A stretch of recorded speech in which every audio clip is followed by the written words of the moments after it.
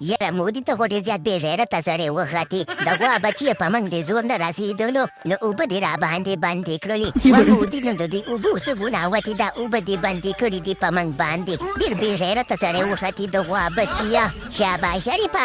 شریفه خوله دې سمه خوځوه ګوره خوله دې سمه خوځوه تاسو سره همداسې کار په کار دی چې سهار راپاڅېږي د خوب نه تشناب ته لاړ شي او ځان خالي کړي او لوټې ته لاس کړي او په لوټه کې څه نه وي که نه او ټوله ورځ داسې خیرن او بنګنه کونه ګرځي نو ډېر خوند به وکړي و شاباش شریفه خدای دې غرق او خیرنه کونه به دې نیولي لونو ته اوبه به رانه ونه ګوري یا شاباش شریفه د جېبونو غله موږ د وسلو جنګ به شروع کړي پښتانه به بارډر ته ور ولېږو او پښتانه به پیچکني کړو ځانمه د خدای دې د خو د اوبو جنګ شروع کړی دی بېګا مې چا خبره د مورچک والا دال خوړلي دي او خېټه مې سوځي که ومې نه کبوره چا خبره په خېټه کې ومې سوري وشي او د باندې به ګور راتوی شي و شاباش شریفه دا مسله ورسره حل که که نه واسیب منیره په هندوانو کې راګیره پښتنو دې بایکاټ کړی دی هغوی نو وایي چې مدي ورته چا خبره موږ نه ور مخکې کېږو هغوی وایي پنجاب جاڼې او انډیا جاڼې و شاباش شریفه پښتانه در سره دې ورته نه راځي او که نه ذات سنبال که ځان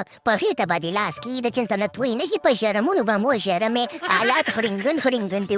ولن دي او که نه یا مودي اجازت راته راکړه چې خپل هلیکاپټر ته وخېږم او په دې خلکو باندې د ډیزلو او پټرولو باران وکړم چې دا کونې لمدې شي که نه نو به د خیر سره د پاسه به پیوتلې راترک وهم او د ټولو کونې به سومبۍ به وسوځېږي مودي اجازت راله راکړه نه که نه ابینندنه راغلی د لندنه هغې ته لا وخت شته دیدو به پخپله د خیر سره موږ ته توبې وباسي چې په دې خېټه کې کوم مال پروت دی که نه د دې دپاره به موږ له اوبه غواړي او موږ به یې ورته نه ورکوو او لږ صبر وکړه او که نه ښیښینه ځان ونه خوځې هلیکاپټر تیل مه خرابوه او جله کاسیب منیره په هندوانو کې راګیره ابینندن خو جاسته د خیره سره ختلو والا دی ته راته ووایه چې ته په څه کې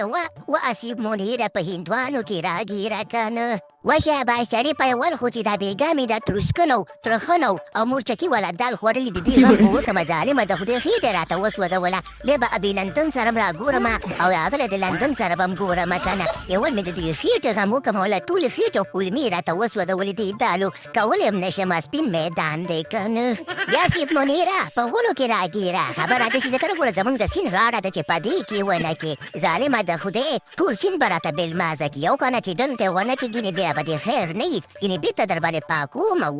یاره مودي د دې ستا خبرې پسې یوه خبره رایاده شوه وې داسې چل دی که نه چې دا اوبه ورته ورپرېږده چې د خیر سره اوبه که راورسېدي که نه نو زهر به پکې واچو او اخواته ټول خلک به یې وڅکي او ځان پورې به یې وسولئ او د خیره سره ټول به ختم شي څه دې خیال دی یاره اوبه ورخوشې که که نه زهر به پکې دې خوا نه ور واچوه مودي ور همدغه دې موقع ده چې ټول د خیر سره په یو لږ کې ختم کړي یاره ابینندنه راغلی د لندنه په ټول عمر کې د په یول ځل باندې د کار خبره وکړه هلک اسیب منیره په غولو کې راګیره د خیر سره چلو که نه تیارې وکړې بالټي او لوټي راواخلي زموږ د طرفه اوبه در روانې دي ښه او که نه ډم یې در باندې وسوځېدو یاره چې په دې دغه باندې زموږ دا یو سیل خراب نه کړي یاره اسیب منیره په هندوانو کې راګیره د خلکو خو اچانک فیصله وکړو د اوبې راخوشې کړې ما د ښکاري ډېرو څه چل ول موږ دپاره جوړ کړی دی اسیب منیره څه سوچ دي دی او څه خیال دي دی بې یاره شاباش شریفه په سوټو کې ډکې وهي بس کار چل یې کړی دی چل دی او کول دی او که په توکل دی ظالمه د خدای ما ته سوټه راغلې ده د سوټې غم وکړمه بیا به دې چل ول سره ګورم او پروګرام تو ورګایو